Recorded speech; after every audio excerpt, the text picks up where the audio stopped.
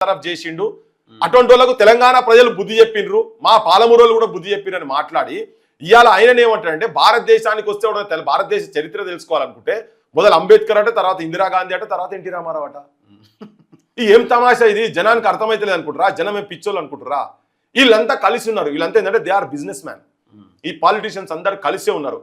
ఇక్కడ ప్రాంతం వాళ్ళయి నువ్వు అక్కడ పివి నరసింహారావు ఎన్ని విగ్రహాలు పెట్టినావు?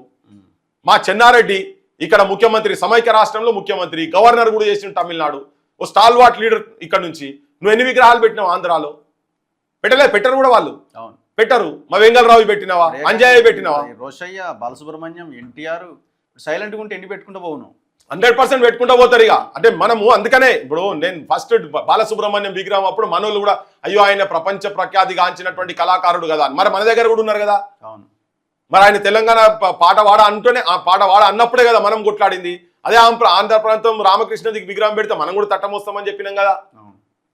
కానీ ఇప్పుడు ఏంటంటే ఇది ఒక బై డిజైన్, అంటే ఇక్కడ చరిత్రను మొత్తం ఇది అంతేందంటే మన సంస్కృతిని మన చరిత్రను బొందబెట్టేటువంటి ప్రయత్నము ప్రతిమలు వస్తే ఉన్నప్పుడే కదా, చూసినప్పుడే కదా ఎవరు ఏంది వీళ్ళు అనేది. నువ్వు రాగానే అవే విగ్రహాలు పెడితివి, అదే ఘాటు పెడితివి. ఇప్పుడు ట్యాంక్ బండ్ కాడికి పోతే మా పివి నరసింహారావు ఎక్కడో మూలకుండే ఈయన తీసుకుపోయి సెంటర్లో తీసుకొచ్చి పెట్టిరు. మరి ఆ ఘాట్ ఎన్టీఆర్ ఘాట్ తీసుకొచ్చి పెట్టిరు. ఆయన తెలంగాణకు అసలు ఏం సంబంధము, ఏం కథ?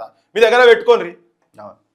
ఇంకొకటి నేను ఈ సందర్భంగా చెప్తున్నా, అంటే మొన్న ఒక విద్యార్థి నాయకుడు చెప్తా ఉండే నాకు ఉస్మానియా యూనివర్సిటీ, అన్న మీరు ఎంతసేపు ఆ విగ్రహం గురించి అంటున్నారు కదా, ఏది కాసు బ్రహ్మానందరెడ్డి విగ్రహం గురించి అంటున్నారు కదా అన్న, 369 మందిని చంపినటువంటి రాక్షసుడు, ఆ రాక్షసుని ఉట్టిగా పంపించొద్దన్న, 369 ముక్కలు చేసి గోదావరి నదిలో పడేయాలి అని చెప్పని మాట్లాడుతున్నారు. పిల్లలకు పెరిగింది అది వచ్చిన తర్వాత, తెలంగాణ వచ్చిన తర్వాత కూడా ఇంకా గదేందని కథ.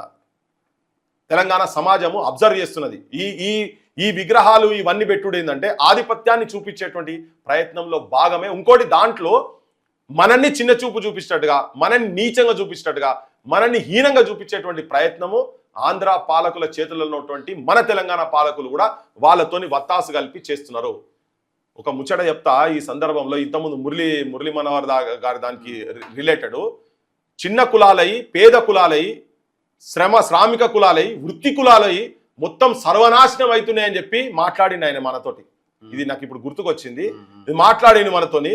ఈ మార్వాడోళ్ళు వచ్చి మొత్తం నాశనం పట్టిస్తున్నారు ఇదంతా అన్నోడు. ఇవాళ మేమైతే అదే మాట మాట్లాడుతున్నాం. నువ్వు ఆ కులాలకెళ్ళి వచ్చినోనివే కదా, కానీ నీ నోరు ఇవాళ ఎందుకు బంద్ అయిందంటే నువ్వు ఎన్ని కలెక్షన్ చేసుకున్నావు. కలెక్షన్ చేసుకున్న వాళ్ళకి ఆలోచన వస్తుందని చెప్పదలుచుకున్నాను. Anyway thank you very much Prithviraj గారు. సో ఇది ఓవరాల్గా జరుగుతున్న ఇష్యూస్ మీద ఒక చిన్న విశ్లేషణ. చూస్తూనే ఉండండి మన తొలి వెలుగు.